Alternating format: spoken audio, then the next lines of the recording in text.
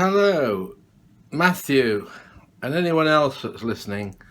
This is how I make English stew. You're going to need a big pan like this on the stove, a bowl, and also a large frying pan. A large frying pan like this. What I'm going to do is put some flour into the bowl and season it well with black pepper and salt. So there we are, 2 small cups full of flour, ground black pepper and salt, 3 teaspoons of black pepper and 2 teaspoonfuls of salt. Now mix it all together. Right, so here is 1.5 kilos of skirt steak. You can use shin beef, which is like leg meat of a cow, or stewing steak, which is like the back of the sirloin. And this is skirt, which comes from the flanks of the cow underneath the ribs, which makes excellent. If you look at it, it's very well mottled with fat. What I'm going to do now is make this into cubes, coat it in the seasoned flour, and then fry off maybe 6 to 10 pieces at a time in the pan until they're nicely browned off, and then transfer them into the pot. So that takes about 20 minutes, doing a few pieces at a time till they're nicely browned. If you put too many in the frying pan at one time, then they will boil rather than fry, and you don't want to do that. You need to brown it off by frying. I use a drop of oil each time, but only a couple of teaspoonfuls, because there's enough fat in the beef to lubricate it as it's frying. But again, you don't want to be frying it in a great load of fat, so just a drop of oil. Vegetable oil is fine. So I'm going to cube it up, and I'll show a couple of examples of that, but eventually there'll be a nice pile of browned cubed steak in this pan here. Right, so here's some of the steak cubed up, as you can see, into around about inch pieces, like so. And then what I'm going to do is take a few pieces at a time and throw them in the flour, and roll those in the flour so that they're nicely coated in the seasoned flour, like so.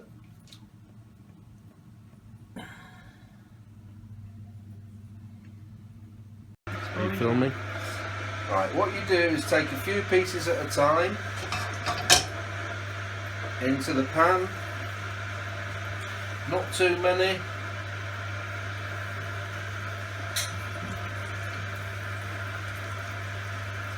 Maybe 8, maybe 10 pieces at a time. Right, that's it. That's a red button. Can I press? Yeah. Keep going. Okay, when they're just, can you see they're nicely browned on one side, just turn them over and fry the other side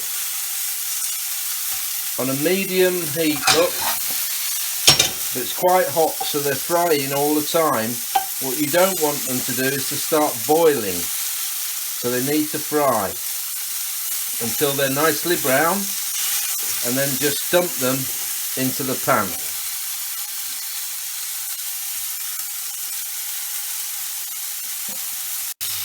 Right, now you can see they're all nicely brown and they're starting to bleed, which means they're cooking again. So now I dump them into the pan. Leave the empty pan on the heat, just add a drop more oil and then do another lot, and keep doing them till all the meat is done. Okay, you now need to start thinking about, while you're still frying the meat, the gravy or stock that's going to go in to make the stew. So here I have a variety of stock cubes. Beef, Bovril ones are very good. Oxo ones are also very good. And if you notice, there's the odd chicken one as well, because that adds a bit of depth to the actual stock. So I'm going to use at least 4. I'd like to use Bovril as well. And then another vital ingredient is a couple of teaspoonfuls full of Marmite, and if you can get it, then Bovril as well, which is beef extract. So a good few teaspoonfuls of Marmite and Bovril will make a nice flavoursome gravy. Don't worry about the thickness, because the thickness will come from the flour. So using a kettle full of water, Pyrex glass jug, make a jug full of good beef stock.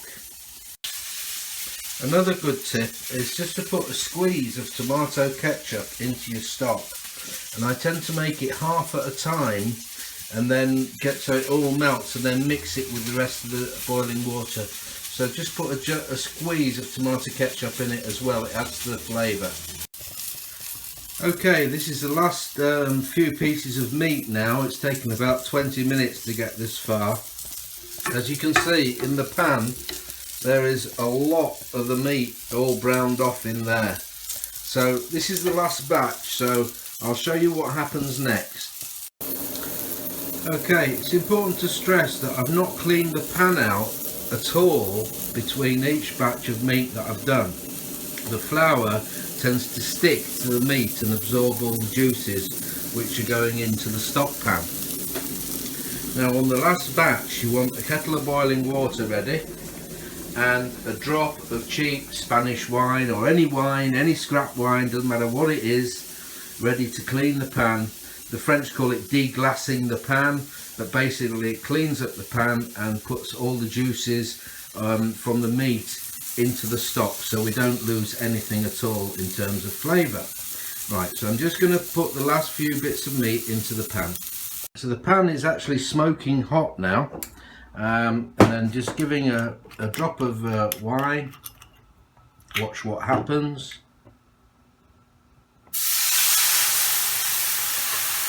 See, it goes absolutely crazy, but it lifts all the flavour off the bottom of the pan. Don't worry about alcohol, because all the alcohol is burnt off already because of the temperature of the pan. The pan is still on the heat. Now you can add a drop of boiling water to that, instead of using lots and lots of wine, because you don't really want a big winey taste in the stew, because it's actually an English stew, not an Italian or a Spanish one. So we're just going to use a spatula to just lift the last remnants of flour and meat juices off the bottom of the pan, and then we just pour that straight in over the top of the meat. So having done that, it leaves the frying pan virtually clean. It's very easy now to clean that up. And now we've got 1.5 kilos of browned, floured, seasoned beef ready to go in the pan. Now the next thing to do is to think about and prepare the vegetables. Okay, this is the vegetables I'm going to use. 2 leeks, a few sticks of celery, 3 small onions, 3 nice sized carrots, 1 turnip, which is exactly the same as a swede. If somebody says a swede, a turnip is just a small swede, and also a parsnip, a nice sized one. Now obviously you can use some of these, all of these, more of some if you prefer them, but a nice mixture of good English winter root vegetables is the key. And what I'm going to do now is peel the carrots and chop them, peel the turnip and the parsnip and chop them, onions peel and chop, wash the celery and chop, and also take the tops off the leeks back to where the first split is. I normally go, say, about 1/2 centimetre and cut it off there, and also take the top off the leek here back to there, and then chop in circles. Give all the vegetables a wash and prepare them and put them in a bowl.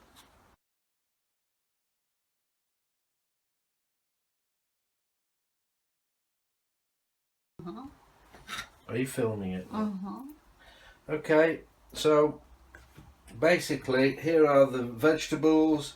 I've peeled the carrots, peeled the parsnips, peeled the turnips, and now I'm just going to chop it all up ready to go. Right, you can stop that. Starting now. Is it videoing? Mm-hmm.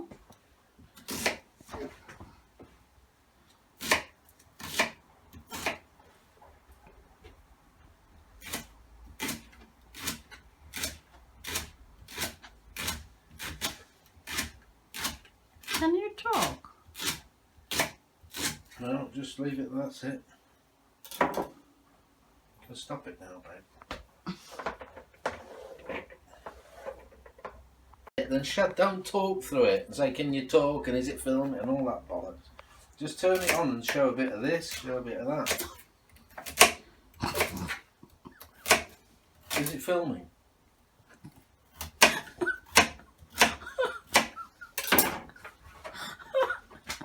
So who is talking now?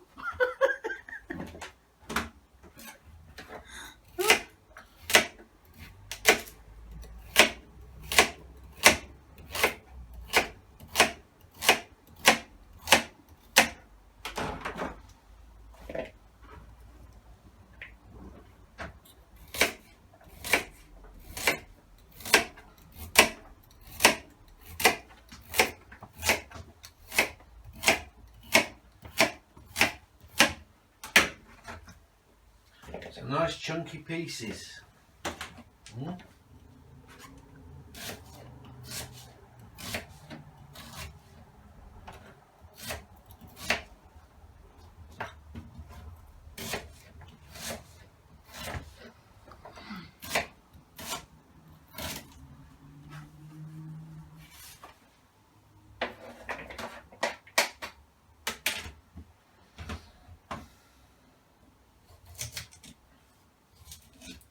No, you're doing it too long.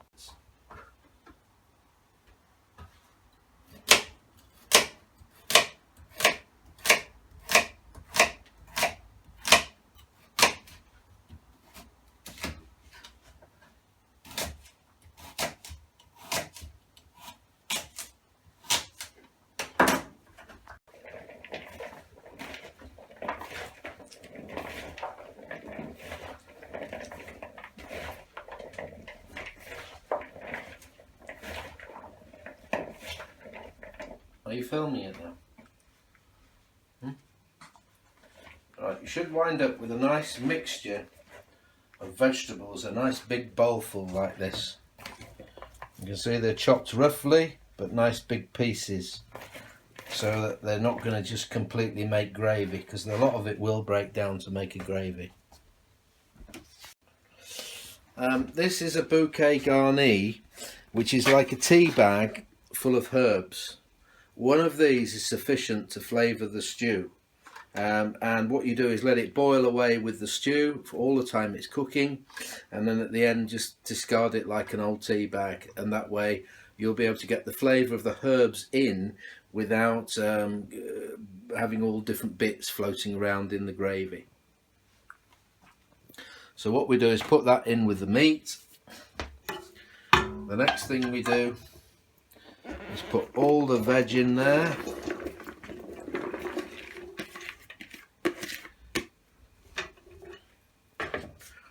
And then our gravy that we made earlier,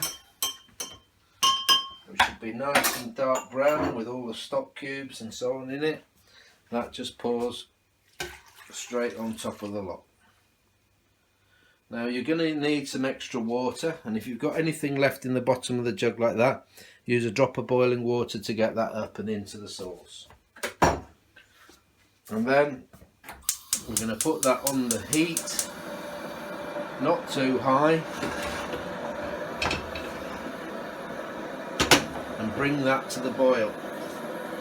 Now you're going to need to keep it moving, and it must never stick to the bottom of the pan. It must never stick to the bottom of the pan. So the idea is, once it comes up to the boil, and I'm going to add a drop more water to it just to cover it. But be careful not to put too much water in here, because there's enough moisture and water in the vegetables to create quite a lot of gravy anyway. So if you've got any stock that's not quite dissolved, just lift that using a drop of boiling water there. Use a drop of boiling water, but stop short of coming above the level of the vegetables. So at the moment you can't see the water. Can you see it's down there somewhere?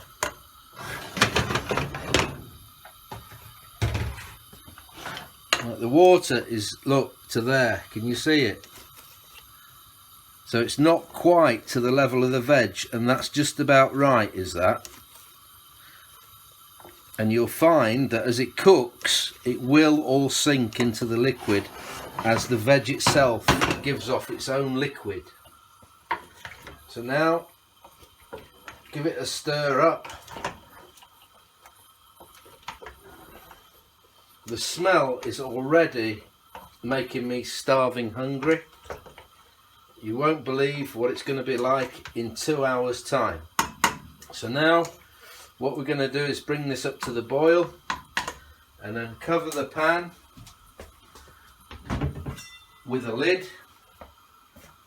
like so, and we're going to simmer it for 2 hours on the very smallest heat possible, because once the lid's on it will stay simmering.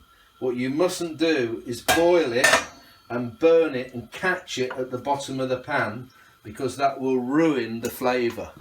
If you burn it, you'll ruin the whole lot. And at the moment we've got £4 worth of vegetables and about £15 worth of meat, so there's about £20 in there, plus the energy, plus the stock and everything. So the investment already is around about £22. So if you catch it and burn it, you might as well put it in the bin, because the flavour's horrible. So it's very important to keep it moving until it comes to the boil, and then when it does come to the boil, we're going to put it on the smallest heat that you can do in your kitchen, and just put the pan on it. And the idea is just for gently simmer for 2 hours. It mustn't be boiling at all. As you can see, it's starting to come up to the boil. This has been now cooking for about just 5 minutes, and the stock, the liquid, is starting to come up to cover the meat from before, when it was like 1 inch or 2 before. So don't be tempted to think you haven't got enough stock and to drown it all, because otherwise you'll wind up with far too much gravy. Okay, this is after about half an hour of cooking. You can see that the liquid, the gravy, is now level with the meat, and the vegetables are starting to break down. Just leave it on a very low gas like that. Can you see? Very low, to simmer with the lid on for another hour and a half. But keep stirring it every 20 minutes. Make sure it doesn't stick to the bottom.